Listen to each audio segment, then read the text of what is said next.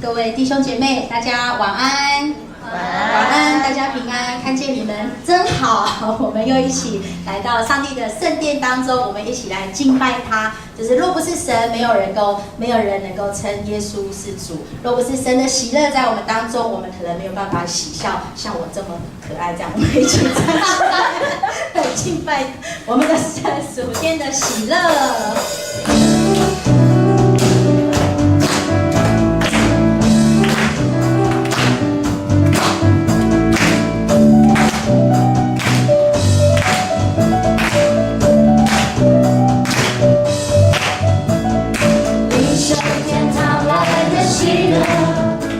是我心中最大的力量，我感受你奇妙的爱，在我生活中常与我同在，领受天堂来的喜乐，那是我心中荣耀的盼望。我感受你大的力量，平静我心中极大的风浪。哈利路亚，你永远居住在我心中，我心不再忧愁失望，因你是我生命力量。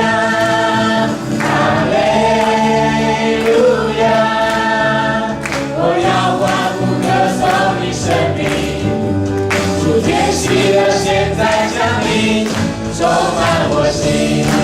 我们要从神来的喜乐，我们一起来领受。领受天堂来的喜乐，那是我心中最大的力量。我感受你奇妙大爱，在我生活中常与我同在。领受天堂来的喜乐，那是我心中荣耀的盼望。我感受你大的力量，平静我心中极大的风浪。哈利路亚，你永远居住在我心中，我心不再忧愁失望，因你是我生命力量。哈利路亚，我要欢呼歌颂你生命，主天喜乐现在降临，充满我心。哈利路亚，哈利路亚，你永远居住在我心中，我心不再忧愁失望，因你是我生命力量。哈利路亚，我要欢呼歌颂你生命，主天喜乐现在降临，充满我心。哈利路亚，哈利路亚，我要欢呼歌颂你生命，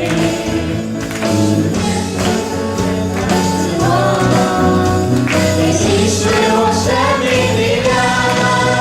哈利路亚，我要欢呼歌颂你生命，主天喜乐现在降临，充满我心。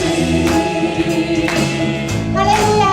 神是我们的盾牌，神是值得我们配得来赞美的。我们一起用掌声来归荣耀给我们的神，因为他让我们能够有属天来的喜乐。不管我们在什么样的时代，不管我们在什么样的环境，神总是看顾。我们的能力不是从自己而来，乃是从造我们的耶和华而来。我们要将荣耀能力都归给耶和华。要将荣耀能力归给耶和华，他名所当得的荣耀归给他，不分种族国家，齐声来颂扬，在宝座前高举双手，要将荣耀能力归给耶和华，他名所当得的荣耀归给他，不分种族国家，齐声来颂扬，在宝座前高举双手。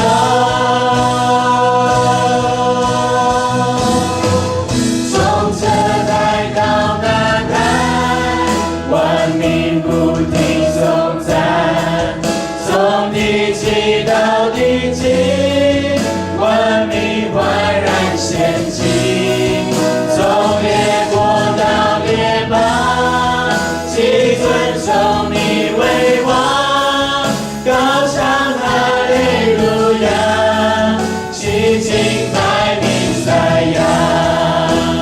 从这代到那代，万民不停颂赞，从地极到地极，万民焕然献祭，从列国到列邦，齐尊崇你为王，高唱哈利路亚，齐敬拜弥赛亚。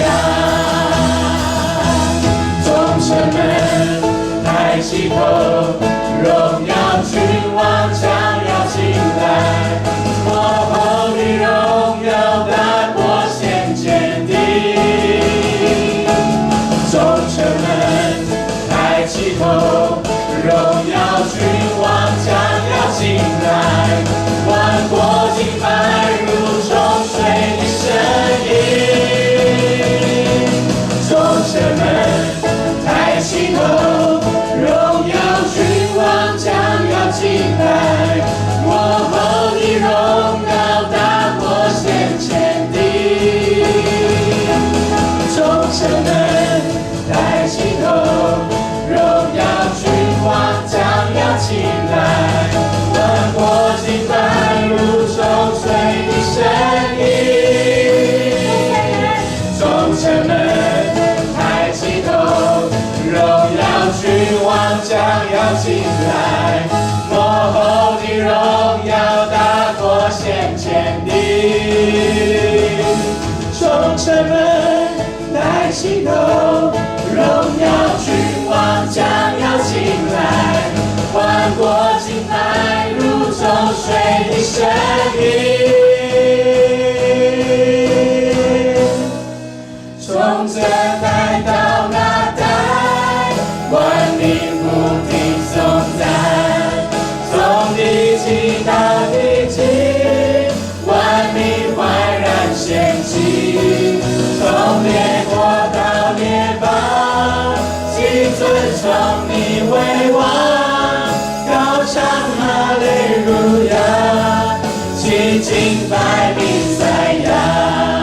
从这代到那代，万民不停颂赞，从地极到地极，万民焕然献祭，从列国到列邦，齐尊崇你为王，高唱哈利路亚，齐敬拜弥赛亚。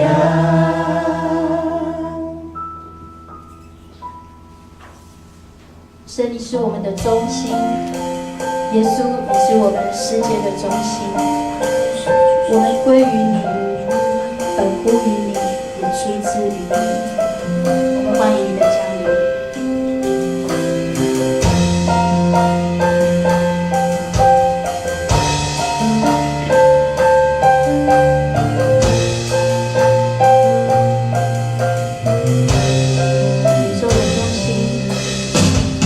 宇宙的中心，耶稣。世界的中心，耶稣，万物都本于你，属于你，归于你。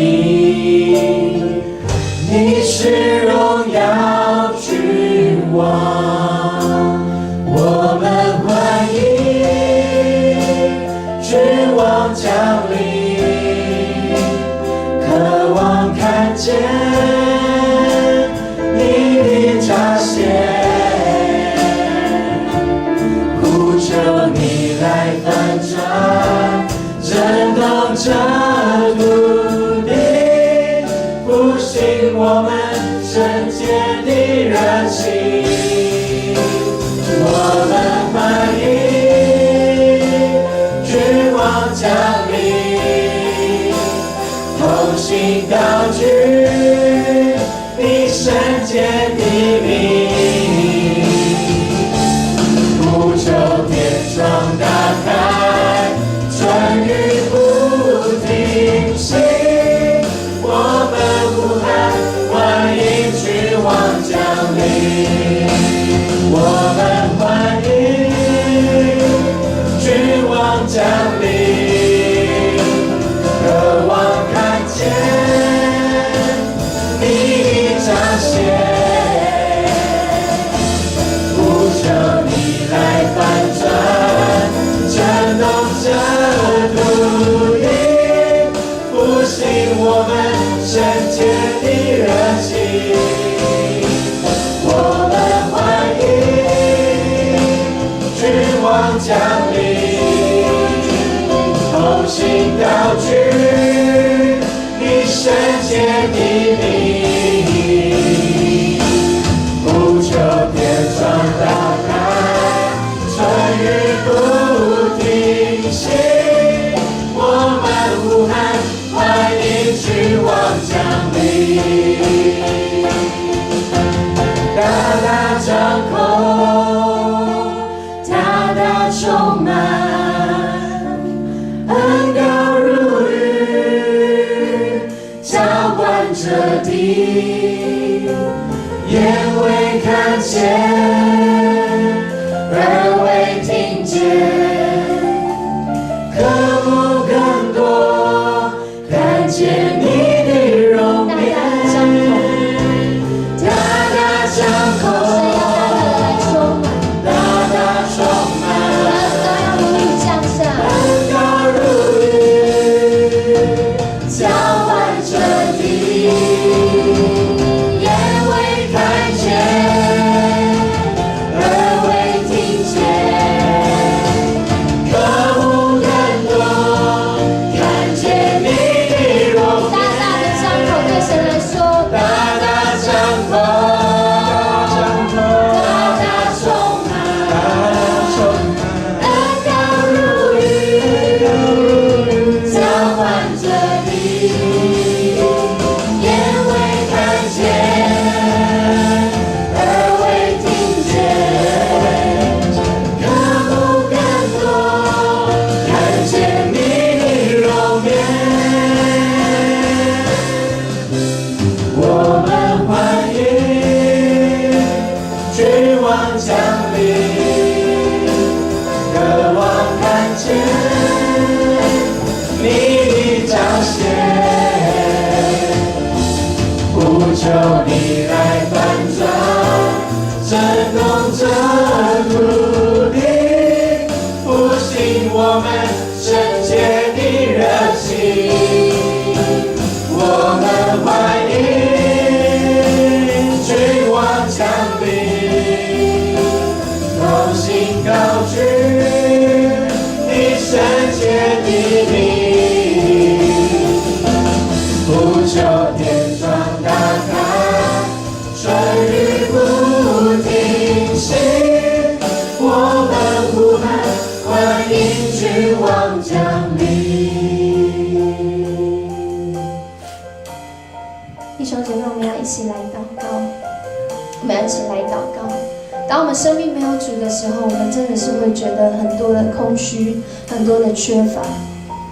但当我们生命去经历主的时候，我们会看见这位宇宙的中心，这位世界的中心，就在我们生命当中成为我们的中心，使我们的生命再一次的有从他来的意义，找到那生命的根源，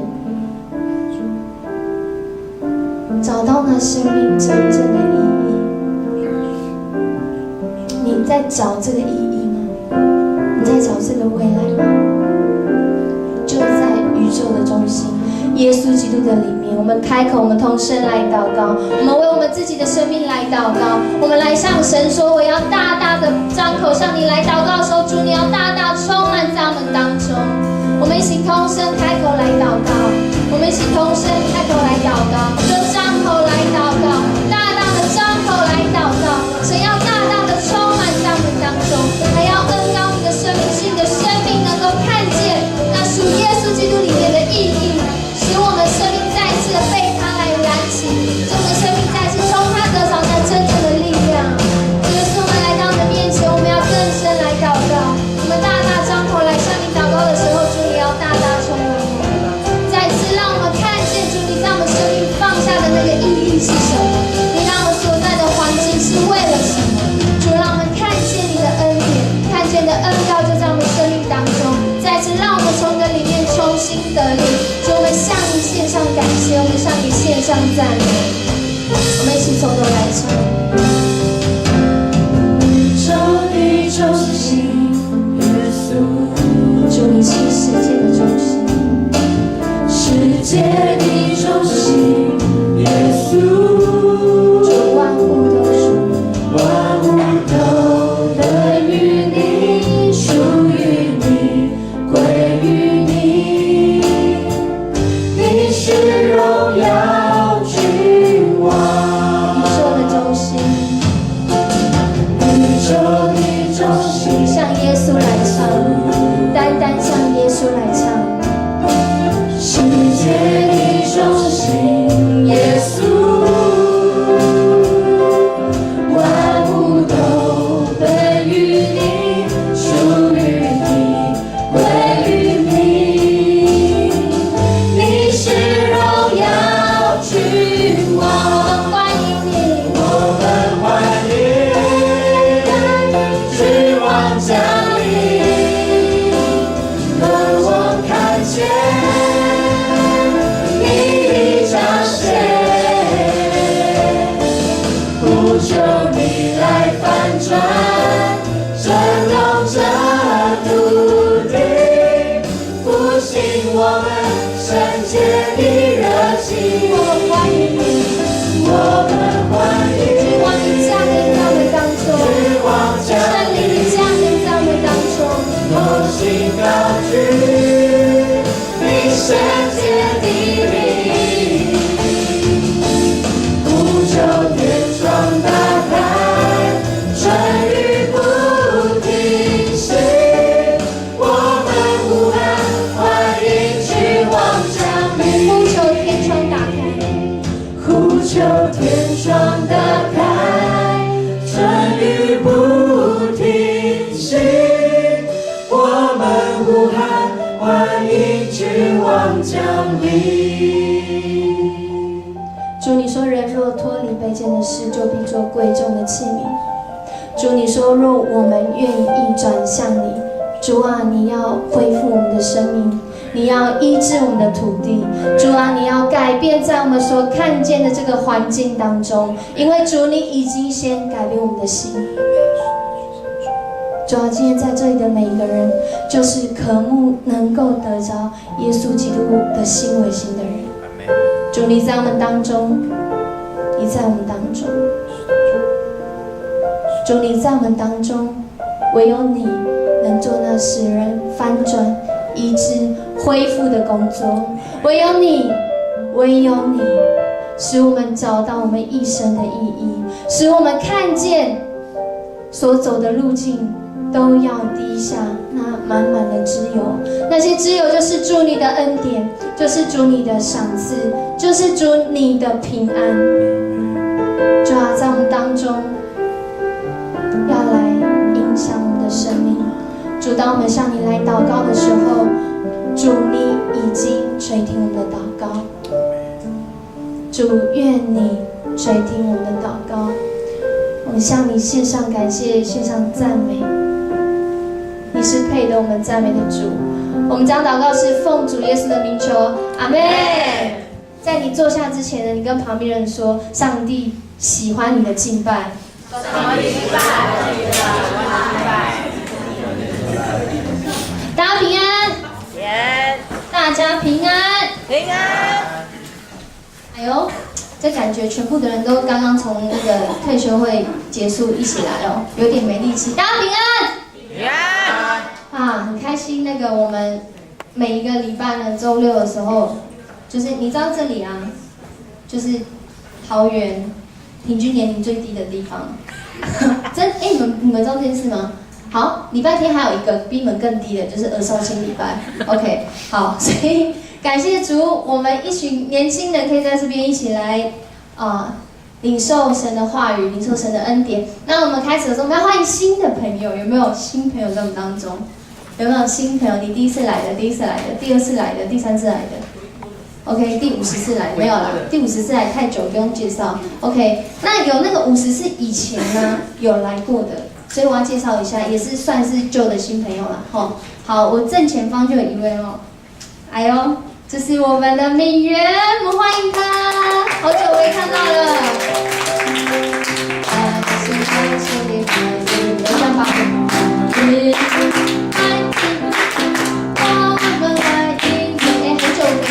要握手一下，是不是？你们现在那个屁股离开位置真是时候，好不好？之后这个时候可以走来走去，好 ，OK， 好，不要握太久，谢谢。然后他的左边有一位，就是远从那个很近，原来我们这么近的一个地方来的。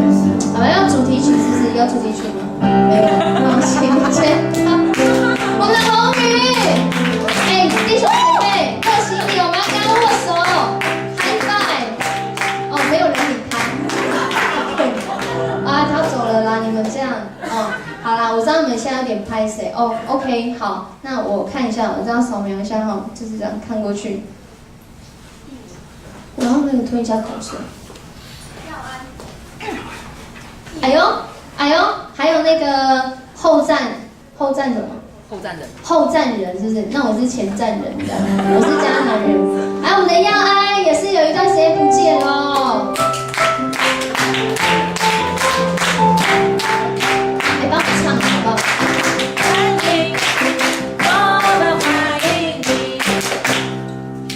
你知道每个礼拜啊，其实我应该是压力最大，因为我每个礼拜的那个周六礼拜都会 PO 到 FB 上面，所以我喝水已经被录进去了的。还有，这边等，要扫描一下这样子吗？好啦，我先介绍一下好不好？子涵，你要不要介绍一下你旁边那位？也是许久不见的，蔡以晨也是有一段时间没看到你了，你来过，但是我们还是要欢迎你。来，你帮我唱吗？忘记了。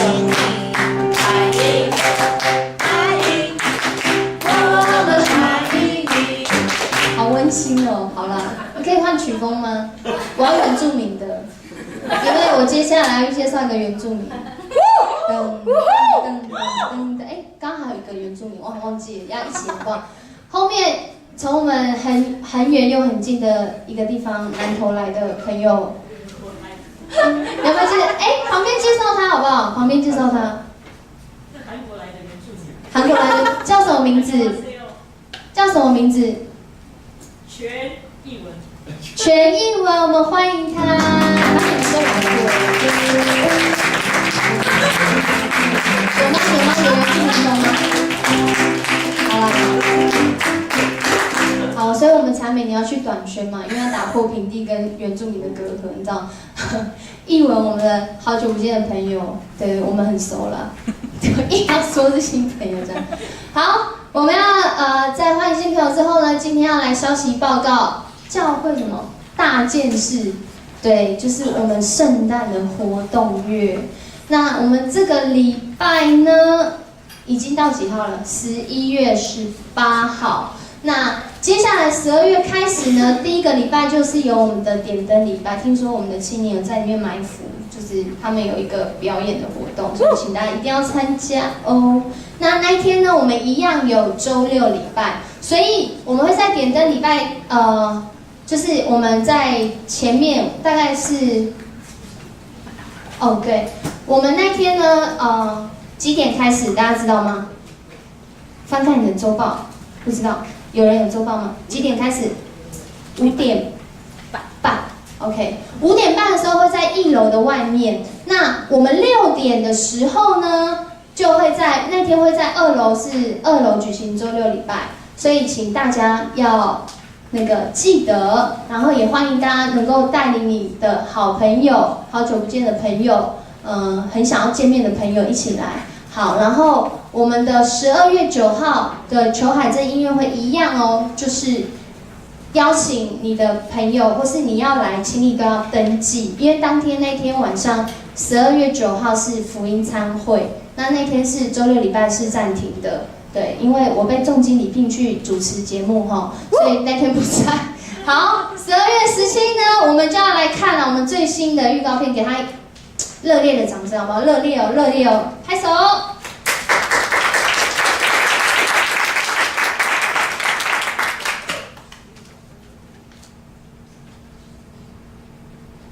没声，可以从头吗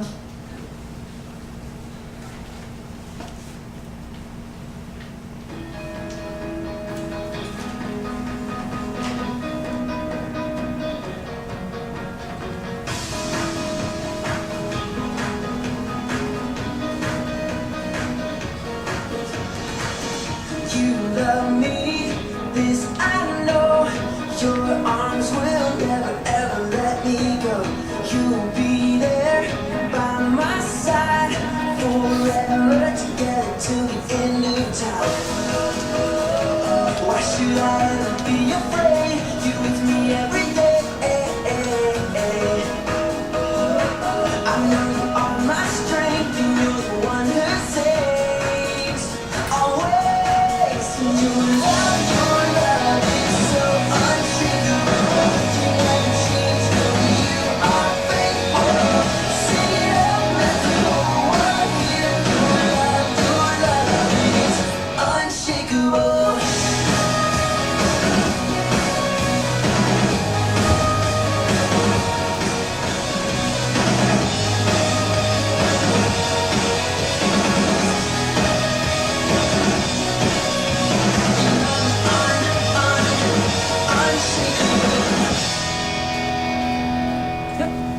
不可动摇的爱家。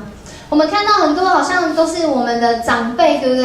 那一天呢，其实是我们儿少牧区跟我们的乐龄一起合办的一个活动，是全家一起来的哦。所以你是一个家庭的一份子，所以你一定在一家子里面嘛。所以欢迎大家12月17号，我们在礼拜之后下午就会到从中午就开始圣诞欢乐派，有很多很好玩的闯关是我们的义哲长老设计的，那欢迎大家来。那12月23还是一样强力推销我们的青年牧区迦南有圣诞晚会，所以一定要揪你的朋友、好朋友、好同学一起来。好，那就是对，就我们的看棒。然后，如果你今天呢，你们都有拿到吗？就是可以举起来吗 ？OK， 你想说我已经知道这5个礼拜都已经招几百次了，我为什么要拿这一张？这一张不是要给你的啦，是要给你邀请你的朋友来的，好吗？那这一张呢，就提醒我们时间，所以我们可以用这一张来邀请你的同学朋友一起来参加他可能可以的时间适合的活动。那我们继续要来看下一个报告哦。领袖高峰会青年之夜11月24号礼拜五晚上7点，在台北车站附近的醒吾大楼是这边有点不清楚，对不对 ？OK， 这边就是青年之夜，领袖高峰会的青年之夜。有人问说，青年之夜要干嘛？有没有听过杨佑任？有，主题是什么？知道吗？救鞋救命。有没有听过 Tom's Shoes？ 有穿那个买1送1的鞋，但是送给非洲的，就是在青年之夜的时候会跟大家来分享，他们到底是用什么样的理念去做这样子一个使福利跟福音都可以祝福人的一个企业公司。哇，盈利还可以传福音，盈利还可以造就别人的生命，盈利还可以使别人呢可以免受那些疾病的灾害或是环境的污染。这是一个很棒的晚会，所以呢，核心同工呢，我们核心同工是要参加的。那如果核心同工你不能参加的话，请你向我们来请假。那如果你不是核心同工，但是你想要参加，也可以向我们的 Mandy 来报名。Mandy 在哪里呢？就有看到吼，可以给 Mandy 一个欢呼吗？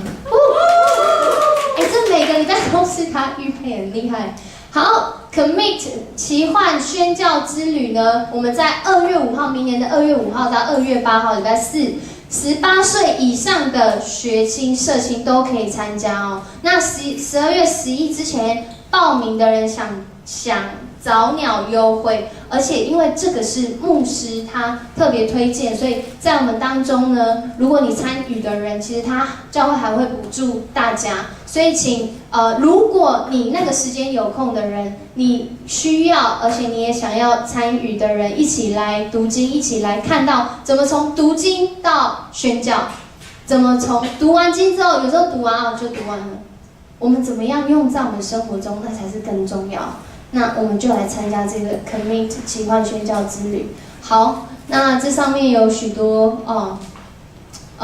史学院老师、牧师，还有在我们当中还有隐藏版人物啦，当去了就知道。好，那牧区广播站的招募小帮手总务组，我们的明年呢我之后再介绍好了。那个总务组，我们陈汉还有招待小组玉萍，然后还有一个很重要，就是今天晚上就是在聚会完之后呢，我们有一个仙草趴，跟你旁边说要留下来，留下来。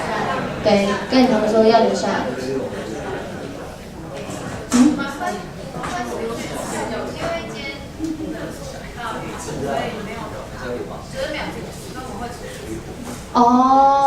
所以会出去吃是不是？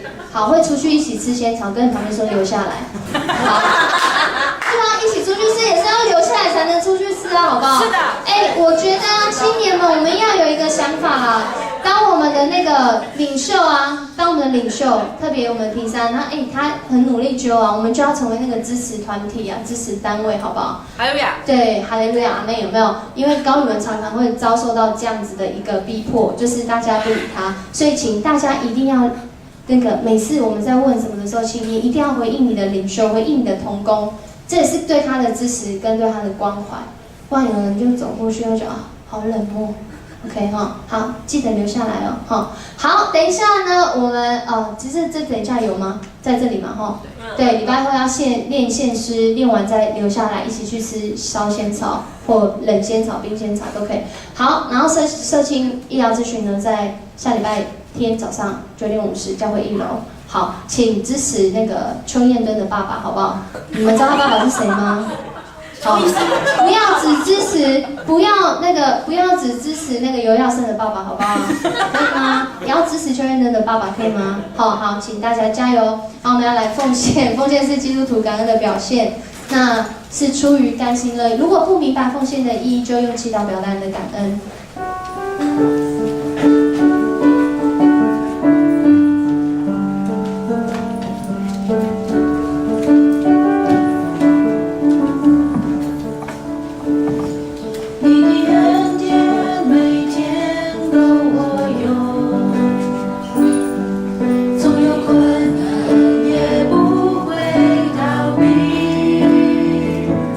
有你与我一起，我还惧怕。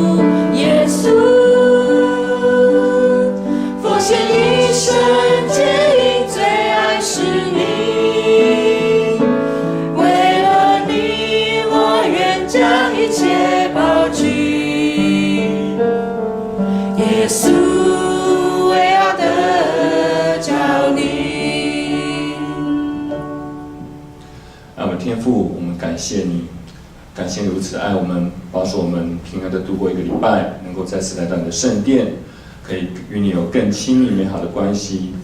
求主圣灵与我们同在，保守我们的身心灵，让我们的所思所行所为所想都能合主你的心意，为主做见证。在此，我们献上我们的金钱、能力与时间，为主圣工所用，求主悦纳，这样感谢，奉主耶稣基督的名求。阿门。请坐。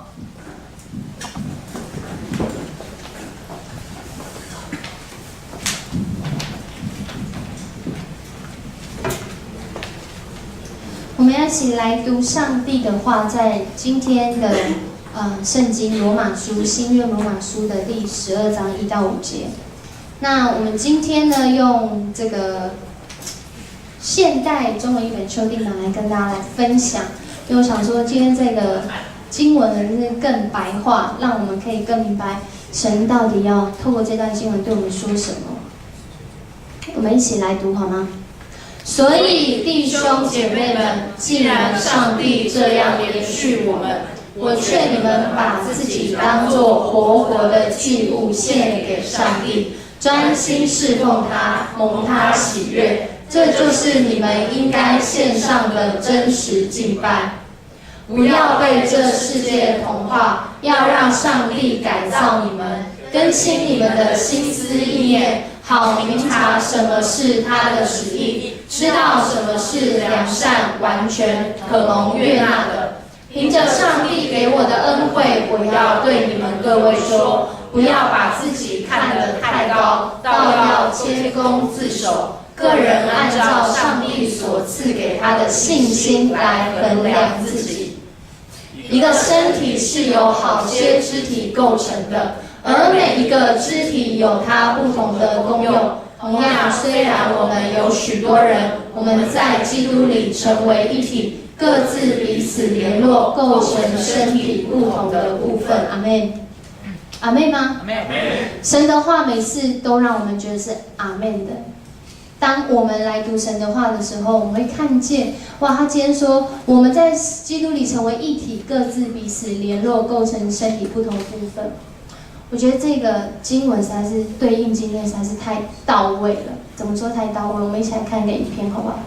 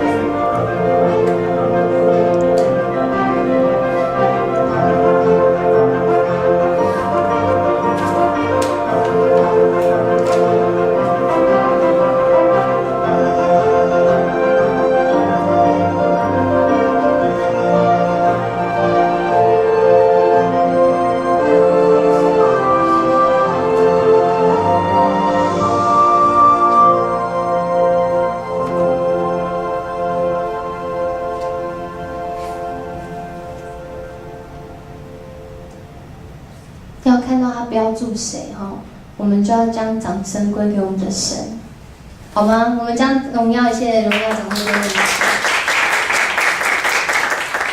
我再次要来读第3节，帮我放到刚刚上面那个第3节，在上面。哦，下面下一页，第5节才对。我们一起再一次读第5节好吗？同样，我们有许多人，我们在基督里成为一体，各自彼此联络，构成身体不同的部分。我们刚刚看的影片是11月18，就是今天早上到现在，我们刚刚才经历了一个叫做核心同工退休会。你有参加过核心同工退休会的举手，手放下。你持续在参加核心同工退休会的举手。我们给这些人一切掌声。感谢主，让我们可以成为他的同工。当我们今天读这段经文的时候，哇，我觉得真是不容易啊！信奇，你今天几点起床？信奇在这吗？你几点起床？ 8点50，25 OK， 他有准时，因为我们8点50报到嘛，哈。从早上到现在几点？大家知道吗？6点40。等一下会到几点？还要留下来，还要去吃烧仙草。有人还要骑摩托车，有人吃完烧仙草之后还要吃热炒。不一定哦，没有啦。当我们参加这些核心同退休会，我也要做一件事情，就是彼此连结。教会为什么要彼此连结？其实我们今天读的这段经文，罗马书这一卷，以当时社会来讲，根本就是不可能会写这样的一个书信啊，因为怎样？太长了。罗马书太长了，为什么说太长？不用帮我往下按。当时呢，在初代教会的时候，能够有文字写下来，而且写成信，而且送到另外一个地方去，那个是有钱人才做的事啊！跟你旁边说你是有钱人，你是有钱人。今天每一个人都很容易拿到罗马书嘛，很容易有圣经嘛。在初代教会的时期，能够读到罗马书，能够有这封书信，是一个得来不易的宝贝。古代人不像现在这样，有什么资讯就上去怎样 Google 一下，虽然可能会 Google 到错的啦，Google 一下，要联络谁就赖一下，可是可能会已读不回，或是根本没读。FB 一下就好了，FB 还比较好，因为他看过你一定知道。在当时呢，写一封信很昂贵，送信就更麻烦了。罗马书啊，从保罗写这封信到送到罗马教会，以现在来说叫做几百公里的路，跟你旁边说几百公里。几百公里。对，几百公里，可能就是台湾头到台湾尾，你知道吗？可能几个月才送上那一封信，但今天呢，我只要一个 QR code， 我们的 QR code 好像没有放出来哈，QR code 就可以进入一个资讯，花不到几秒钟的时间，你就可以收到很多的讯息，或是传达很多的讯息。西元这个1世纪左右，就是保罗这个时代。一般的书信呢，大概只会写18到209个字。你们猜猜看，罗马书写了几个字？我来提示一下，比较有名的作家，当时的作家叫西塞罗，他写过蛮长的2500字的书信。但是保罗写的罗马书用几个字？不是这个字啊，希腊文。你们猜？要不要猜猜看？高一点，高一点，有没有？猜猜看，2500高一点。3000高一点，高一点。5000高一点，高一点。13000下面一点，下面一点。10000下面一点，下面一点，快到了！12000，你刚刚12000下面一点，下面一点。8000再下面一点。很像在寒假，对不对？跟你讲，那时候一个字啊，真的是用寒假喊出来的。你只要写18到209个字，送一封信，你可能就要花几十万呢。哇，好酷哦！罗马书用了7000个字，在当时是一种不可思议的表达。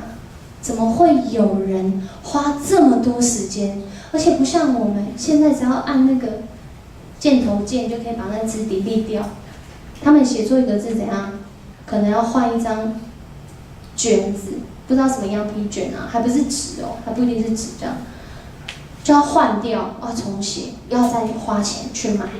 那如果你看过有一些有涂改过的，当然我们看到圣经它是比较没有涂改过，因为就是很认真这样刻字刻出来。后来的那些教士呢，当我们在想到这件事情，我们就知道这里面要花的钱跟花的时间是难以估计，而且是投入大量的心力、时间、财力，还有很多人的岁月。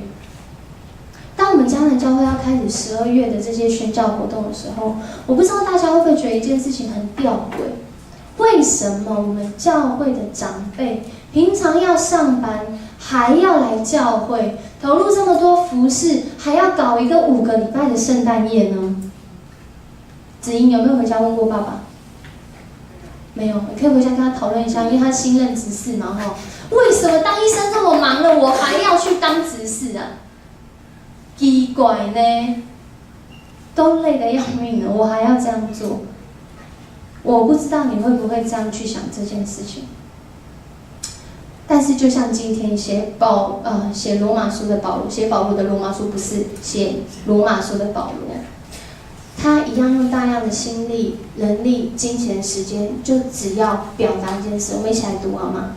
耶稣基督的仆人保罗，奉召为使徒，特派传神的福音，特派传神的福音。哇，这是一个好像是在形容保罗就是耶稣基督的仆人，要传神的福音。今天的教会也是这样，教会就是一群被呼召，因为大家看见神，所以我愿意悔改，我要相信这位神，所以我们在基督里被成为那个分别为圣。分别为圣是什么意思？我们是属神的，不是属世界，这叫分别为圣，就是我们在神的里面，是奉上帝的差遣出去的，为了要做一件事，叫做转化社区。跟旁边说转化社区，改变城市，祝福国家，还有世界。我们就是这样的媒介。今天你跟我会坐在这里，是因为我们是耶稣基督的仆人，世谦，耶稣基督的仆人立珠，耶稣基督的仆人谁谁谁。所以，当我们在读这段经文的时候，这是罗马书1章1节哦，已经很明白的表达为什么保罗要做这样的事情。那更直接啊，我今天为什么要用现代中文译本修订版？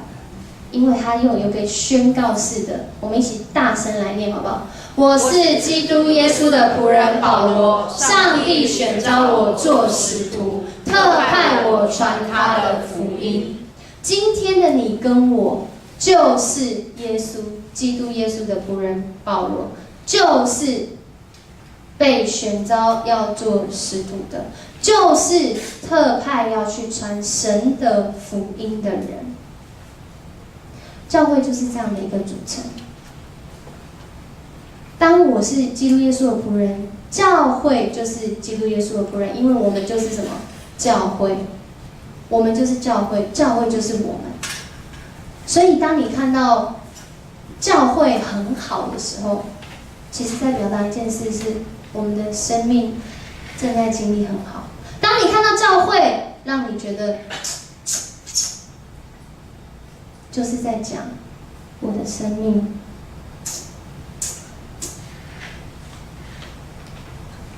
所以当我们一起同心合意建造教会的时候，是在表达我们正在努力的学习耶稣基督仆人的榜样，学习保罗，学习耶稣，学习我们看见的每一个属灵长辈。因为今天的教会就是一群知道自己身份的人所组成的。彼得前书2章9节讲得很明白，我们一起来宣告，这是我们的身份哦。唯有你们是被拣选的族类，是有君尊的祭司，是圣洁的国度，是属神的子民，要叫你们宣扬那召你们出黑暗入奇妙光明者的美德。彼得前书2章9节。唯有你们，你们就是谁？我们。唯有我们是这样子的被拣选的族类，是有君尊的祭司，是圣洁的国度，是属神的子民。为要叫我们宣扬那召我们出黑暗入奇妙光明者的美德。我们就是这样子尊贵的身份。但是当我们知道我们是这样的身份的时候，又怎么样呢？人家说世上最远的距离是什么？你在我身边，但不知道什么，是这样吗？不知道我爱你。有听过这句话吗？还是我太老了？哦，拍谁哦？还有另外一个说法，我觉得我这好准确。他说，世上最远的距离是哪里到哪里的距离？是从这里到这里的距离。当我头脑相信的时候，你不一定心里相信。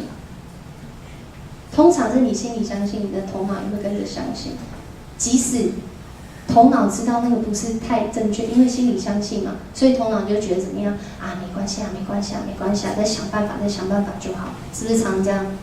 当当我们头脑相信我们是耶稣基督的儿女，我们是这样子的一个君尊的祭司的这样的职分的时候，接下来你就会想说啊，我们在这个世界上，我们怎么知道这个身份呢？拥有这个身份又会发生什么样的事情呢？要知道这个身份唯一的一个路，就是刚刚有讲到，耶稣基督就是我们唯一的道路，唯一的盼望。怎么样知道啊？就是在今天的经文说，我们要先跟上帝恢复关系，成为圣洁的活祭。跟旁边说，要先恢复跟上帝的关系。当我们知道我们是神的儿女的时候，你知道你会开始有一些改变吗？你知道你会开始做一些事情吗？那怎么开始？就是恢复跟上帝的关系嘛。刚刚讲啊，恢复跟上帝的关系什么意思啊？就是建立祭坛。跟你旁边说建立祭坛。哦，建立祭坛感觉好 holy 哦，是不是要烧什么血啊流出来啊，火要烧啊，要大柴，什么很干啊，不能放湿的柴，因为火会点不起来。哦，不是，是一个你要有跟上帝约会的地方。约会的地方，这个地方是教会，这个地方是家里，这个地方就是在祭坛的地方。祭坛是什么？祭坛就是对上帝敬拜的地方。一起说，祭坛是人对上帝敬拜的地方。从旧约开始，人就在祭坛的面前，就是这个地方跟上帝约会的地方。你有没有印象深刻？有一个你跟某一个很好的朋友常常会去的一个地方，或是有没有一个老地方，你常常会跟某一些人在某一个地方见面？祭坛就是那个你跟上帝的老地方。从旧约开始，人就来到祭坛面前，透过祭司，哇，祭司祭司就是我们嘛，因为我们刚刚有读我们是君尊的祭司嘛，献各样的祭物。什么祭嘞？我们一起来念：赎罪祭、燔祭、平安祭、感谢祭。啊，你就说传道啊，这个好太难了，什么意思啊？讲白了就是你做错事的时候，你会去那里跟那个人道歉啊。燔祭就是说你会投入在一段关系里面。平安祭就是说，当你真的知道平安的时候，你会跟那个人说你平安吗？感恩的时候是你会怎样献上感恩，但是那个对象是谁？上帝。这就是祭坛。当我们跟上帝道歉，当我们投入跟上帝的关系的时候，当我们领受这个平安，跟上帝说我们平安的时候，当我们向上帝献上感恩的时候，那个地方就是祭坛，那个地方是对上帝敬拜的地方。同样，它也是上帝向人显出他慈爱恩典的地方。第二个，祭坛是一个什么样的地方呢？啊，这刚刚讲过了，是一个属灵立约的地方。跟你旁边说，属灵立约的地方。属灵立约的地方。没有信主的人，不一定没有信主而已。有一些他相信一些宗教信仰的人，他会借着烧香或是献上食物来取悦拜的神明。我们应该知道，我们说身边应该有蛮多这样的人，向神明拜拜或献上血祭。哦，现在台湾社会应该还好，可是，在古代的社会，有人是献什么？献儿女，献牲畜，甚至有人是献他自己，就是让他自己流血。为了是什么啊？透过血，透过流血的方式，要去打开一个我们看不见的门。所以在很多寺庙中，为什么他们会斩鸡头要立誓？为了是要流出那个什么血，好像那个我们看不见灵界的门被打开。啊，你说被打开怎么样？就开始跟那看不见的人可以来往，跟看不见的人怎样建立关系，跟看不见的那个。结果有很多的时候，有一些人他们就透过这样的方式，邀请了那些不属神的来到他们生命当中，最后变得是被这些不属神的来捆绑，被这些不属神的来掌控。祭坛也是这样的一个地方只是你的对象不一样而已。所以你跟旁边说，对象很重要。对象很重要。对，交错一个对象哈，就是很多台语都有讲过了，那个对象很重要。那在圣经里呢，透过亚伯兰他自己所经历的，神在那里跟他立了一个属灵的约。他在这边献上了母牛，献上了山羊。为什么要献上这些？不是献上花跟草，因为牛有什么血嘛，山羊有什么可以流血嘛。透过这些血跟神立约。然后当那日，耶和华与亚伯兰立约说：“我已赐给你的后裔，从埃及河直到伯拉大河之地。”透过立约。透过流血立约，原来那个关系不对等的，因为有一个代替的流血的，所以他们好像可以关系对等，因为有牺牲嘛，有牺牲才有关系，通常都是这样。如果你交一个朋友，你不会花时间跟他来往的话，基本上你应该也不会觉得他是你的朋友，或是他也不会觉得你是他的朋友。所以透过立约呢，意思就是说，将我们双方的生命交在对方的手上，透过流血。那不是说平常我们交朋友就是将双方的生命交在对方手上，不是这个意思哦，没有那么严重，好不好？现在很多那种事件就是因为把这件事情想得太严重，不是。现在在讲的是神跟人之间的关系。原来神在这里，人在这里，怎么可能可以立约？唯有靠着血，神让人可以透过流血，让他跟人来立这个约。立约的意思就是双方要将自己的生命交到对方的手中，包括什么？权柄，跟我说是权柄、力量、财富、征战的能力。再讲一次哦，权柄、力量、财富、征战的能力。所以，当你跟神在立约的时候，你相信他跟你立的约的时候，就代表神的权柄要透过他自己要在你的身上。所以我们才要唱大大张口大大充满，不然干嘛唱？因为我们明白这就是神的工作。透过这样，他要将他的智慧、将他的能力、将那个使人得获财的能力赏赐给你。所以，其实神跟人立约是在表达一件事情，叫做神爱我们，爱到一个地步，愿意将他自己所有的都给你。你有那样的人吗？或是你有曾经被那样对待过吗？我相信人不管怎么做都是有限的，唯有神让我们去经历。而这个祭坛又是一个怎么样的地方呢？是上帝与人相会的地方。我们一起说一次，是上帝与人相会的地方。透过建立祭坛，我们越来越明白神的爱。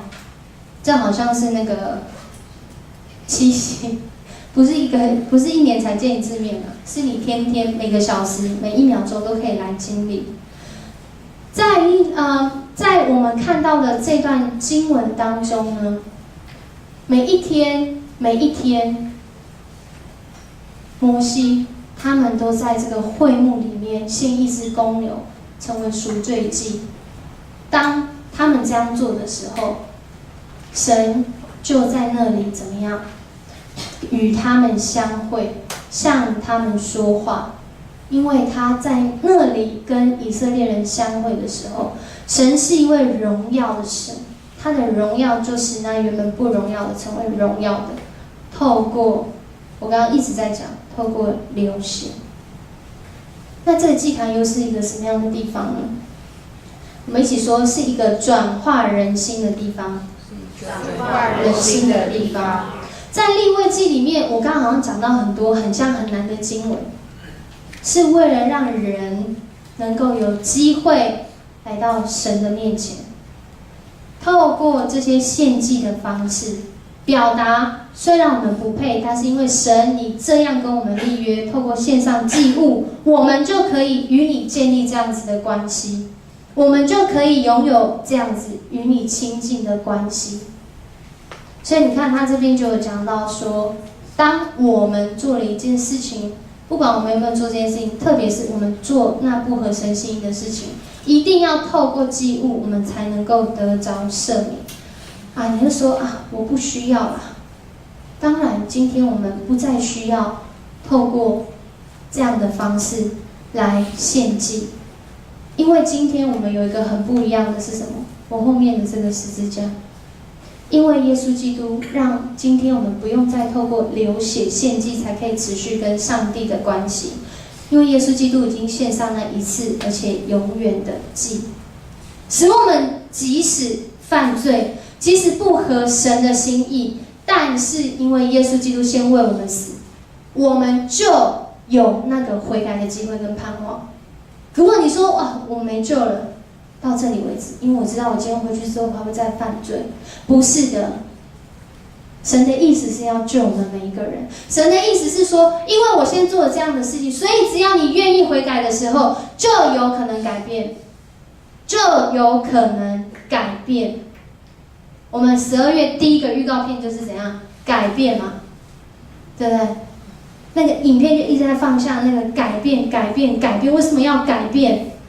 改变不是说我就是要一直改变，改变，改变，不是，是我要改变，越来越像神，越来越像神，这就是转化。保罗就在加拉太书就讲得很清楚啦。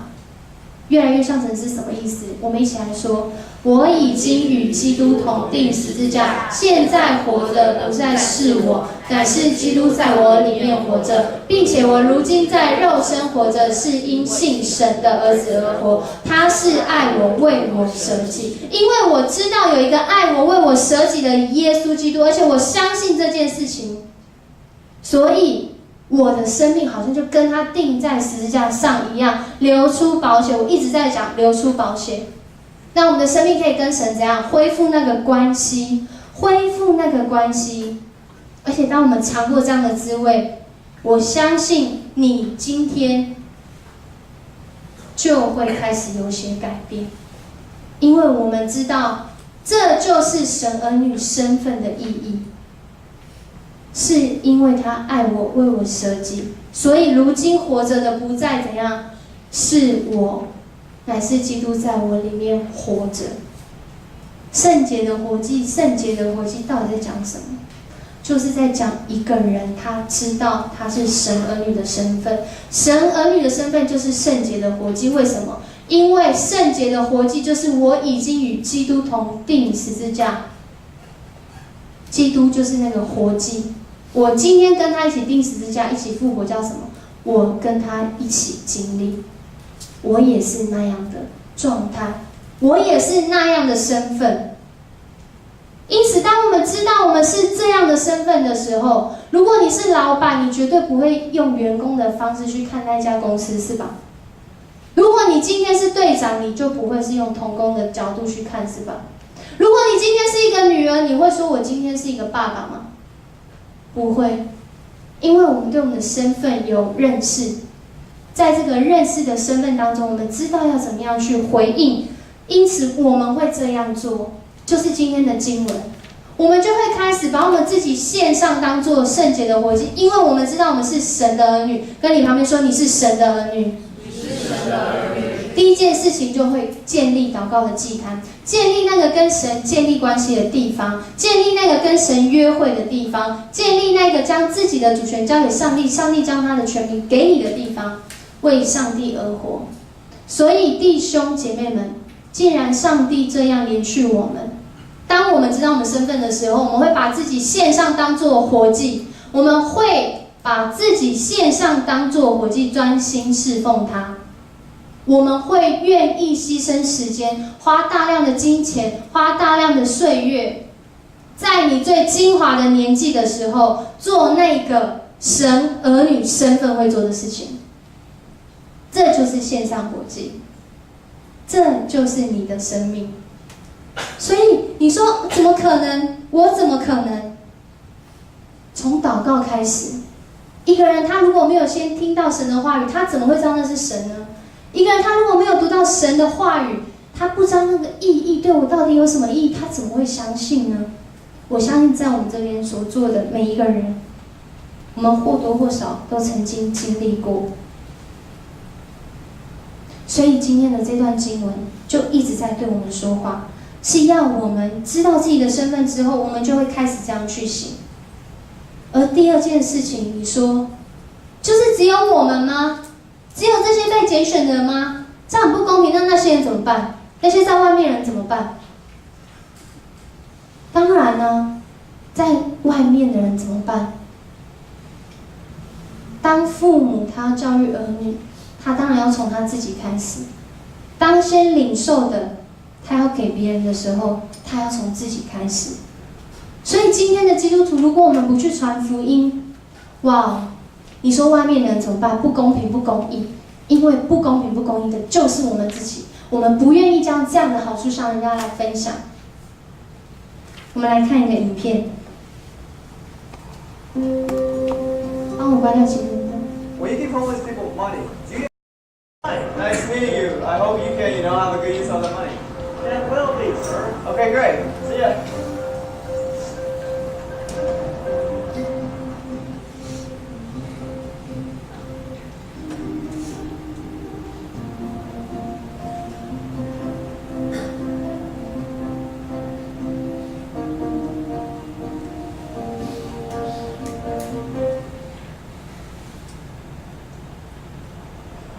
Yeah, just keep filming.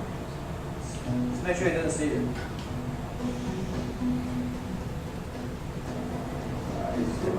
What do you get?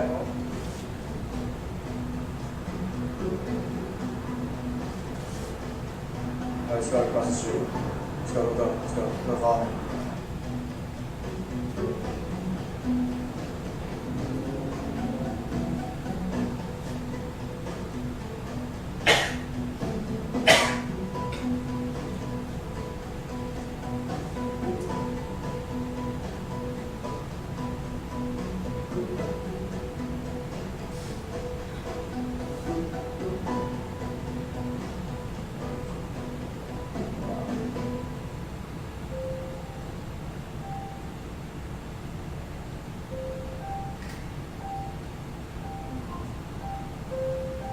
I'm not talking.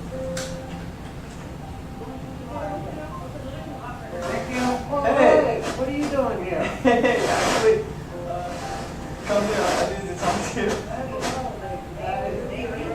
I was following you the entire time. Oh yeah? After I gave you the money, there's my camera is right there. You see the camera? Oh yeah. Do you even know him?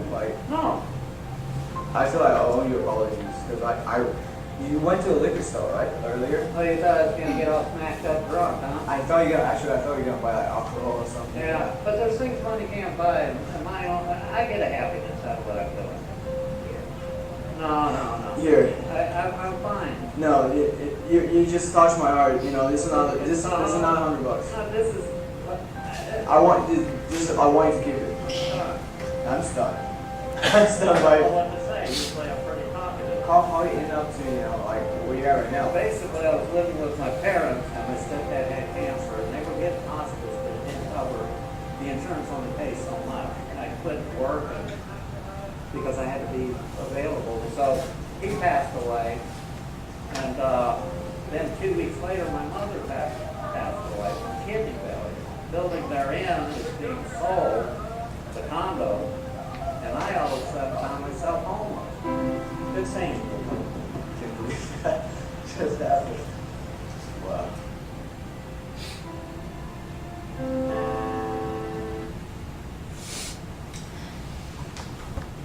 今年宗教改革马丁路德500周年，到处都在办各样很精彩的庆典纪念活动，合一礼拜、饶恕礼拜、庆祝礼拜，各样的方式，为了要纪念宗教改革。但真实的宗教改革，在马丁路德这个神学家里面，只有2句话，叫做“我们全都是乞丐，依靠上帝的恩典而活”。我们全都是乞丐，依靠上帝的恩典而活。今天我不知道我们是不是会想要向别人传福音？但是马丁路德告诉我们，我们每一个人在灵里面，在生活里面，在生命当中，其实都是乞丐，只能依靠神的恩典而活。唯有人对自己完全的绝望的时候，才配得耶稣基督的恩典。唯有我们去经历，我是这样的需要，原来我不可能，我靠我自己根本不可能，所以我们才会开始依靠神的恩典。你觉得传福音很难吗？靠你自己不可能。你觉得建立那个真正的信仰生活很难吗？靠你自己不可能，靠我也不可能，靠教会也不可能。今天我们会愿意从早到晚，明天还要继续。这群年轻人会愿意在年轻的时候献上生命，只有一个目的，是因为我们经历神的恩典。我认识我的身份，我的身份是神的儿女，但属世来说，我其实就是一个属灵的乞丐，所以我需要依靠神的恩典而活。我需要依靠神的恩典而活。罗马书告诉我们，不要效法这个世界，告诉我们不要效法这个世界，因为世界告诉你，只有你有钱的时候，你有地位的时候，唯有你有权柄的时候，唯有你是牧师跟传道的时候，唯有是长子跟同工的时候，你才能服侍，你才能传福音，你才能奉献。No， 即使我们仍然在属世的眼光里面，我们只是一个属灵的乞丐。唯有我们知道我们这样的身份的时候，我们才有可能开始跟别人传福音，因为我们知道我们也需要。唯有我们知道我们需要的时候，我们才会开始去给。你看到这个影片，我不知道你在想什么，但是我知道神不断提醒我们，不要效法这个世界，要心意更新而变化。因为我们的生命从来不是由世界来定义，从来不是由最新的科学根据来说什么才是对的，什么才是错的。从过去到现在，唯有耶稣基督是我们生命的道路。唯有我们承认我们需要，是主，我需要，我失败，我绝望，神的恩典就要进入在你的生命里面。神的恩典就要进入在你的生命里面。我们最后来读这段经文好吗？我们一起来读。所以在基督里，若有什么劝勉，爱心有什么安慰，圣灵有什么交通，心中有什么慈悲怜悯，你们就要意念相同，爱心相同，有一样的心思，有一样的意念，使我的喜乐可以满足。凡事不可结党，不可贪图虚浮的荣耀，只要存心谦卑，个人看别人比自己强，个人不要单顾自己的事，也要顾别人的事。我们常常在说要有一样的意念，要有一样的爱心，一样的心思。哇，怎么可能一样呢？因为耶稣基督才有可能一样。这个一样是怎么发生的？是在彼此劝勉中发生的，是在透过神的安慰发生的，是在透过圣灵的交通发生的。即使我们心中有爱，而是从神来的，为了只有一个目的，是我们更明确知道自己神儿女的身份，使神的喜乐可以满足。我们一起起立好吗？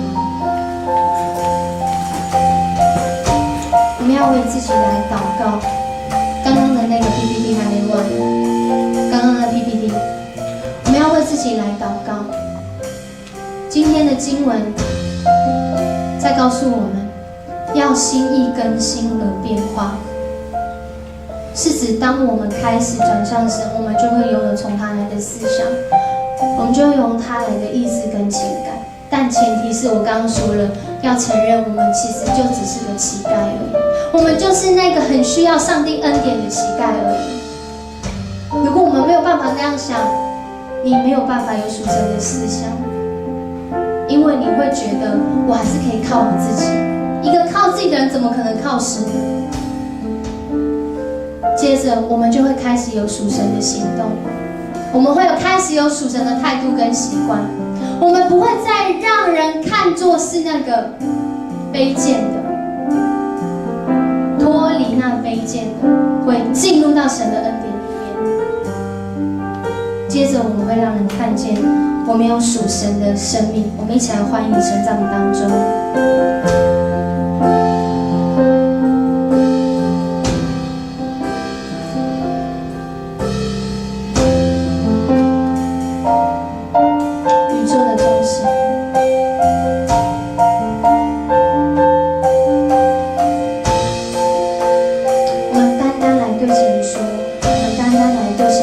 需要他，我们要欢迎他。宇宙的中心，耶稣；世界的中心，耶稣；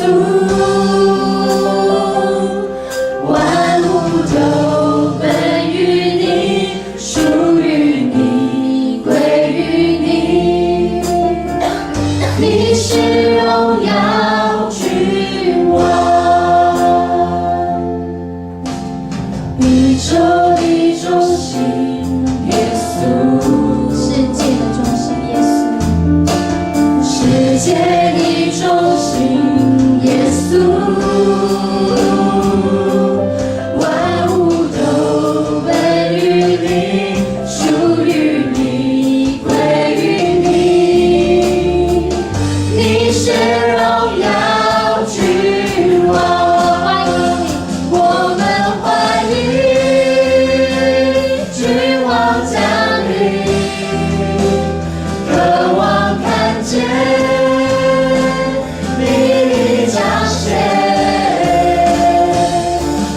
呼求你来翻转，震动这土地，复兴我们圣洁的热情。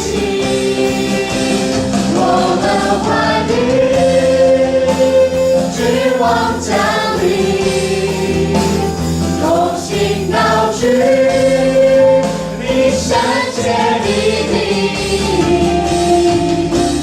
呼求天窗打开，春雨不停息。我们呼喊，欢迎君王降临。当我们在说我们是乞丐的时候，我们就不再是那个乞丐了。你刚刚看到那个影片，如果一个人他真的认为他是乞丐的时候，他不会给。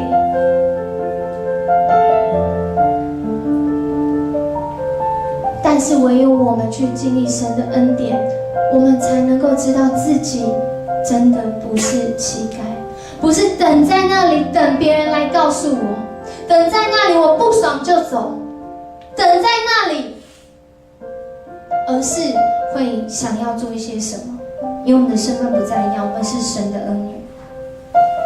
今天下午的时候，同工玩了一个游戏，设定了100个人的名单，用很有限的方式要传到最前面去。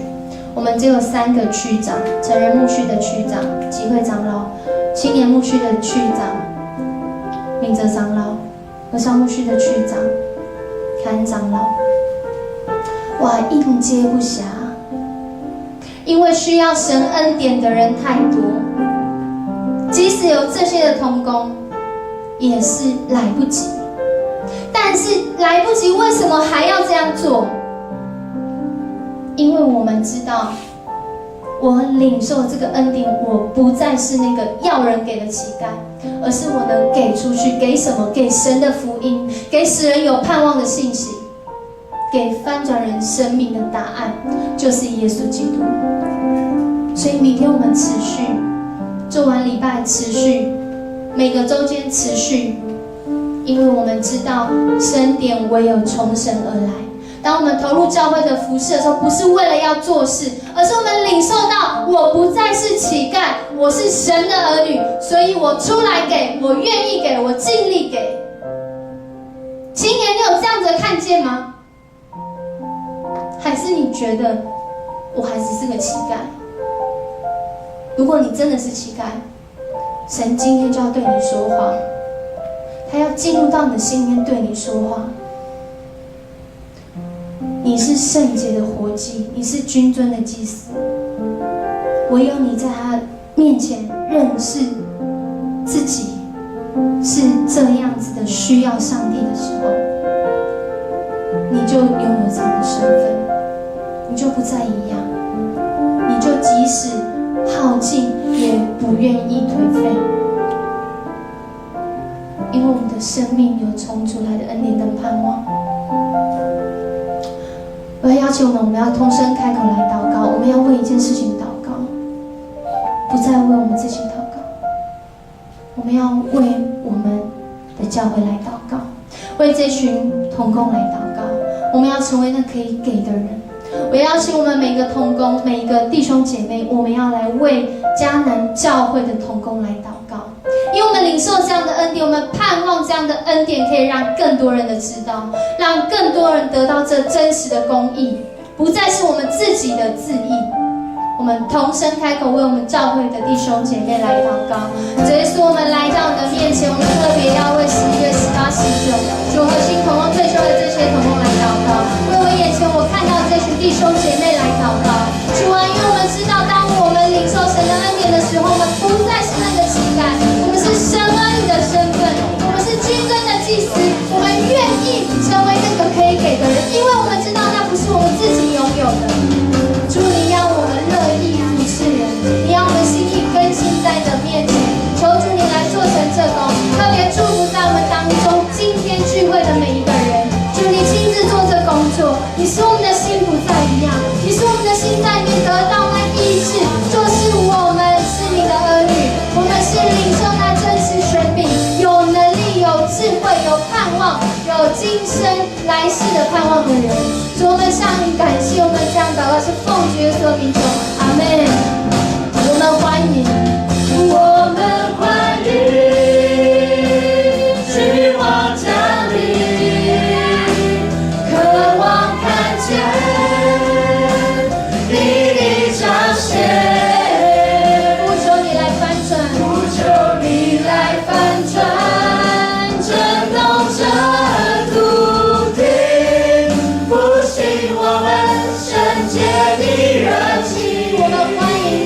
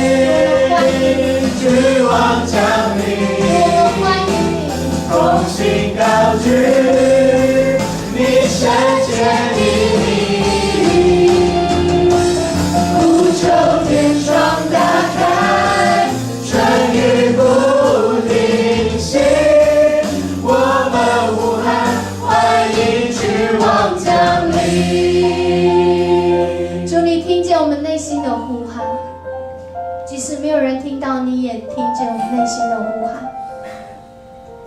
主，你说凡劳苦担重担的人要来到我的面前，我就使你们得着安息。主啊，安息在你的定义里，从来不是休息，而是承认原来我是需要安息的人，而是承认主，我在你面前就是只有这样而已。也因为只有这样，所以主，我靠着你，我才能够凡事都能行。主，你让我们今天再一次经历你，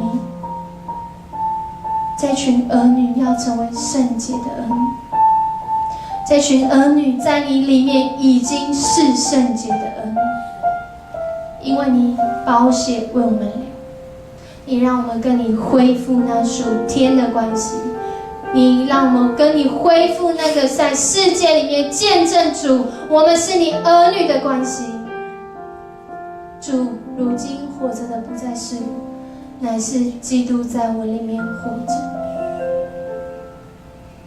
我们要将一切的颂赞、掌声，我们要将一切未来，我们要经历的盼望、荣耀，都用掌声在你的面前，我们要献上给你，我们要献上给你，我们要献上给你。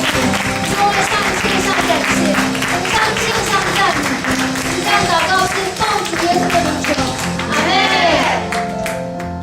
坐下来的时候，或者是你要离开的时候，跟你左右两边不要再玩了，诚恳的告诉他，你是神的儿女，你是神的儿女。